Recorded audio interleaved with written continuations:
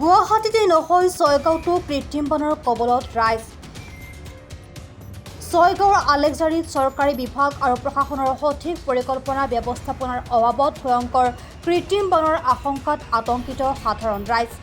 ইতিমধ্যে ৰাষ্ট্ৰীয় ঘাইপথ সম্প্ৰসাৰণ ফলশ্ৰুতিত বন্ধ হৈ পৰিছে ৰাষ্ট্ৰীয় ঘাইপথৰ কাষেৰে বৈ যোৱা বেউলা লক্ষীন্দৰৰ স্মৃতি বিজড়িত পূব বাহিনী নৈৰ লগতে নদীৰ খুঁটিসমূহ।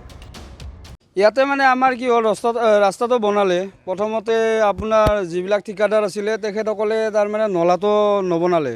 ফাৰ্ষ্ট টাইম নলা বনাব লাগিছিলে, নলাটো নবনাৰ কাৰণে আমাৰ ইয়াতে বৰষুণৰ পানী চাওকচোন আপোনালোকে, ইয়াতে মানুহবিলাক এতিয়া অহা যোৱাত বিৰাট অসুবিধা। এইবিলাক আমাৰ ল'ৰা ছোৱালী আছে স্কুলত যাবৰ কাৰণে অসুবিধা। এখেতসকলক চাওক, আৰু এনেকুৱা ল'ৰা ছোৱালী আছে যিবিলাক আজি অহা নাই কিন্তু আছে। আৰু ইয়াৰ পৰা যদি পিছপিনে যায় আপোনালোকে, ইয়াৰ পিছপিনে যায়, ইয়াততো আৰু বহুত পানী আপোনালোকে দেখিছে। এইবিলাক আমি কেনেকুৱাকৈ আহি আছোঁ, বাঁহ দি কেনে আহি আছোঁ। এইটো আপোনাৰ 2 মাহ হৈ গ'ল, কিন্তু আমি SDG ছাৰক জনালোঁ, তেখেতে ক'লে যে যাই কেনে চাম, আপোনালোকক মানে সুবিধা কৰি দিম, কিন্তু আজিলৈকে একো নাই। সিদিনা আমাৰ গাঁৱৰ মানুহবিলাক গ'ল, যোৱাৰ পিছত OC ছাৰ আহিল, OC ছাৰে ক'লে যে এইটো আমি তাৰমানে গাঁৱৰ মানুহবিলাকে গৈ কেনে এটা ড্ৰেইন বনাই দিলে পানীটো যোৱাৰ কাৰণে। OC ছাৰে ক'ল যে এইটো ড্ৰেইন বনাব নালাগে, হেৰি আহিব, এইটো কি বুলি কয়, এইটো কালভাৰ আহিব, আহিলে সেইটো বহাই দিব তেখেতে ক'লে। আৰু এতিয়া বন্ধ কৰি দিয়ক, তেখেতৰো খবৰ নাই। তেখেতে ইয়াতে নদী আছিল, নদীটো মাৰি দিলে তেখেতসকলে। নদীটো মাৰাৰ কোনো নিয়ম নাই না, নদীটো মাৰি দি আপোনাৰ নলা বনাব লাগিছিল, নলাটো বনোৱাই নাই তেখেতসকলে। আৰু ঠিকাদাৰক আপুনি ক'ব গ'লে এটো ঠিকাদাৰে ক'ব যে ওপৰত ফোন কৰক। কাক ফোন কৰিম আমিতো কাকো চিনি নাপাওঁ না। প্ৰায় এমাহতকৈ অধিক সময় ধৰি মানুহৰ চোতালত আবদ্ধ হৈ আছে পানী।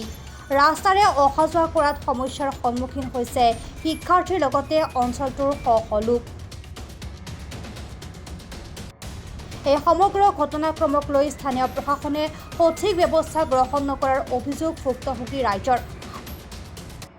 আৰু প্ৰশাসনৰ বিৰুদ্ধে ৰাইজে ক্ষোভ প্ৰকাশ কৰে। বানপানী নহয় বাবা, এতিয়া যে মেইন ৰাস্তাটো যে হ'ল টাউনত, সেই পানীটোৰ কাৰণে তাৰমানে বাটটো মাৰিছে, পাকা হৈছে, সেই পানীটো উজুৱাই আহিছে, আহি পেলাই আমাৰ ঘৰ চোতাল একেবাৰে ডুবি গ'ল। সেই আজি 16 দিন মানে হ'ল পানীৰে ডুব যাবৰ কাৰণে। আৰু বিৰাট অসুবিধা পাইছোঁ, গন্ধ থাকিব নোৱাৰি, আৰু বিৰাট মহ মাখি, মানে আৰু থাকিব নোৱাৰি। নাতি আছে মোৰ নাতি দুটাকো মই ক'ত থওঁ ক'ত লওঁ, মই সেনেকুৱা অৱস্থাত আছোঁ বৰ্তমান এতিয়া। এইটোতো বৰ্তমান 100%। আগতেতো আমাৰ ইয়াত একো পানীৰ একো দেখাই পোৱা নাছিলোঁ, 100%। এতিয়া বৰ্তমান যিটো দেখিছোঁ, আমাৰ নেশ্যনেল হাইৱে সম্প্ৰসাৰণৰ কাৰণে তাৰ সন্মুখত থকা কিছুমান মানুহৰ মাটিবিলাক তাৰমানে সিহঁতে ড্ৰেইন বনাই সিহঁতে ব্লক কৰিছে অলৰেডি। তাত ব্লক কৰি দিয়াৰ পিছত সিহঁতৰ তাত আমি উঠাব গ'লোঁ, আমাৰ ৰাইজ গ'লোঁ। ৰাইজক মেইনলি অপমাননাই বুজায়। তাৰ লগত হয়তো কিছু আমাৰ চাৰ্কুল অফিচৰ মানুহো জড়িত থাকিব পাৰে, মাত্ৰ এজন। তাৰ সেই মানুহজনৰ কাৰণেও হ'ব পাৰে। তাৰপিছত এদিন গ'লোঁ আমি কালভাৰটো, ড্ৰেইনটো কাটাৰ কাৰণে JCBও লৈ আহিলোঁ।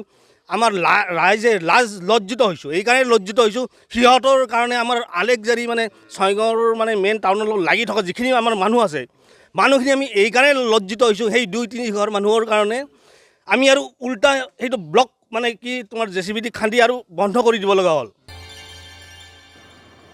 ছয়গাঁৱৰ পৰা আহমদ আলী ৰিপৰ্ট, প্ৰাত টাইম ডিজিটেল। অসমৰ সংবাদ জগতখনৰ বাবে এক সুখবৰ। নৰূপ নসাজেৰে প্ৰায় 30 বছৰীয়া অভিজ্ঞতা পুষ্ট সাপ্তাহিক কবচ পুনৰ এবাৰ ৰাজ্যৰ মাজলৈ।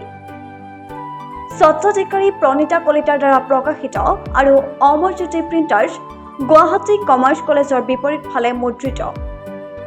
আমাৰ ঠিকনা মুখ্য কাৰ্যালয় অসম ফৰেষ্ট স্কুল, হৰি মন্দিৰ পথ, গুৱাহাটী। আৰু অস্থায়ী কাৰ্যালয় কলিতা মাৰ্কেট, বিজয়নগৰ, কামৰূপ, অসম। মোবাইল নং 9435114666 আৰু 7024722813। Mail ID probhatiahom@gmail.com।